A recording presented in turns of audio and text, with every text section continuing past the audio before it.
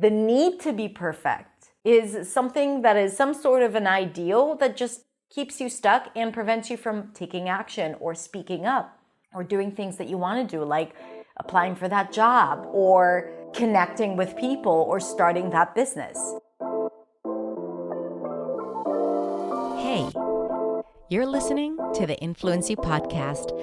I'm Hadar, your host, a pronunciation expert, fluency coach, and a proud non-native speaker. With over 16 years of experience teaching, I am here to share with you all my secrets on how to show up in English clearly, with confidence and freedom. On this podcast, I'll provide step-by-step strategies, lessons, stories, and practical tips to keep you inspired and motivated on your English journey. Are you ready? Let's do it.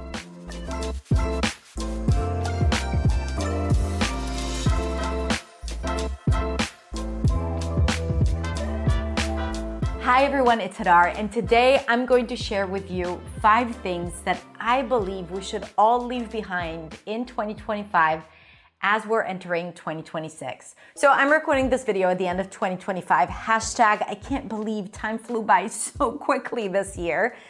And I was thinking about the things that don't serve me. And I wanted to offer you an invitation to leave those things behind you in 2025 so you can step into 2026 feeling more confident, more free, and more expressive. So English can become more joyful. A lot of mores, because we want more. If you're new to my channel, my name is Hadar. I'm a non-native speaker of English, and my work is all about helping you get the tools and the strategies you need to improve your clarity and your fluency, but also how to change the way you think and the way you feel in English with mindset work and different perspectives that I share so you can really tap into your full potential in English. If you want to learn more with me, go to my website at hadarshamish.com for hundreds of different lessons. And you can also follow me on social media where I share daily lessons about pronunciation, mindset, and fluency strategy. Now, before we get started, I want to invite you to download my free confidence challenge. It's a 7-day email challenge where every day I'm going to share with you some insights and a small activity to do to build your confidence in English. It is fantastic and it's absolutely free. So click the link below to download it. So now let's talk about the things we want to let go of, to leave behind in 2025. And the first thing is the need to be perfect, the need to get it right. I often talk about how perfectionism can actually kill your fluency, but not just your fluency, any type of progress or achievements or sticking to your goals or anything that you want to achieve in life, especially if you want to do it while feeling fulfilled and happy and content and not always feeling bad about yourself and like you're not good enough. This idea of doing things perfectly, getting it right, not making mistakes is so destructive because first of all, it makes us procrastinate because we feel like, oh, okay, I need to do it perfectly. And if I can't do it perfectly, I might as well not do it at all. And we do it with projects that we want to achieve or to complete, but also with speaking, right? Think about it. How many things have you not said because they weren't perfect in your head? And the result is that these things were never said. And you were waiting for the right opportunity, but that opportunity probably hasn't come. So the idea of waiting for the perfect moment, waiting for the perfect time for your English to be ready, for the perfect sentence, without mistakes or without hesitation, that is not going to happen. We need to let go of that because perfection is overrated and it's the killer of fluency. And if you want to really start feeling expressive and really like you are connected to yourself and authentic when speaking, you gotta let go of perfection. You gotta let go of the need to be perfect. Because even when you are trying to be perfect, I bet that it's not perfect because perfection is impossible in a way.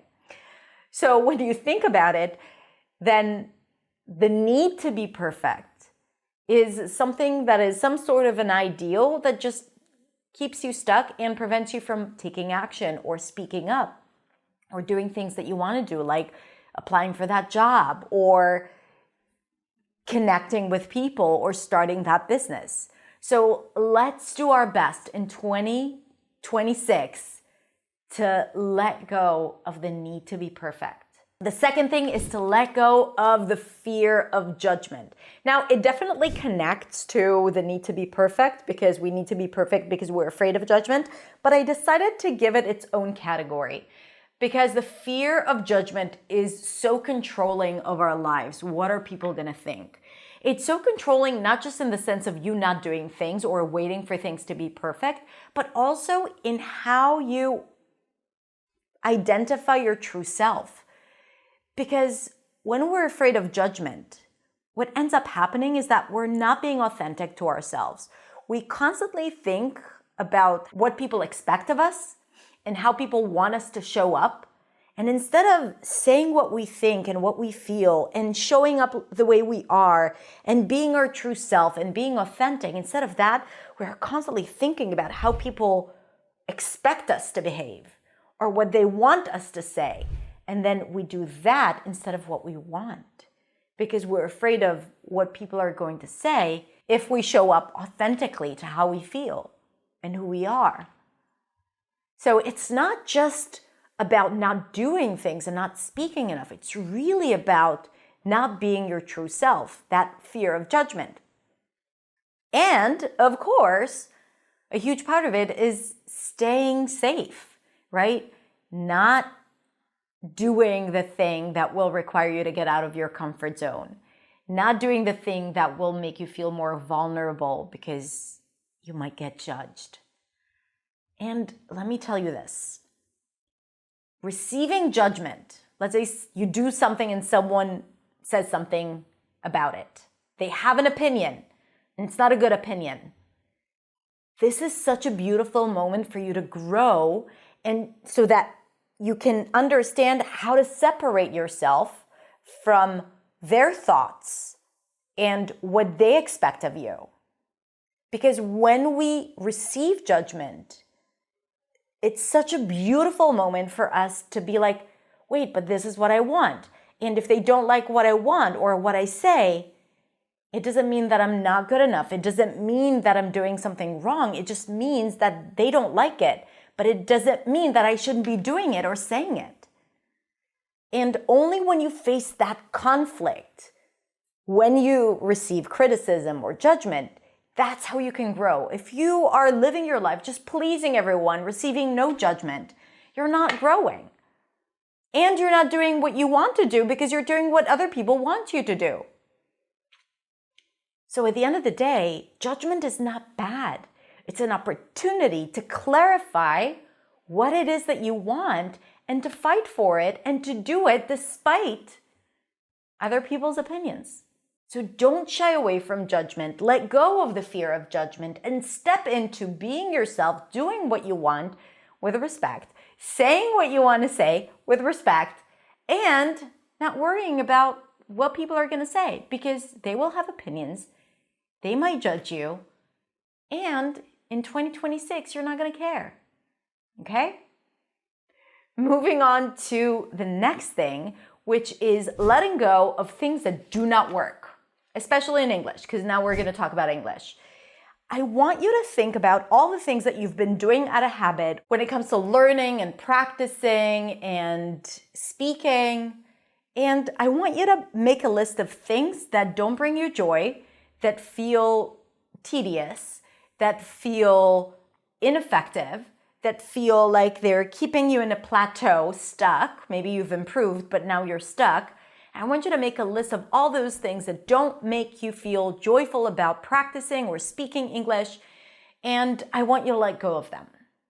And I want you to start new things. I want you to try new things. I want you to explore different methods, different ways of practice. All of this is possible. There's so many ways to learn and practice and speak and enjoy conversations. And maybe if something hasn't worked for you in 2025, it doesn't mean that there is anything wrong with you. It just means that it hasn't worked for you, or maybe it has, and now it's no longer working. What got you here won't get you there. So in 2026, you are going to try new things. You're not going to just base everything that you do on what you already know. No, you're going to explore. Not just in English, okay? But that's, like you take what you need from this conversation. Now, I have one caveat. Sometimes the actual practice feels tedious. Don't stop practicing. Okay, I'm not saying let go of practice because, it doesn't work for you. No, you still need to practice. You need to do the work. But within that, explore what works and what doesn't.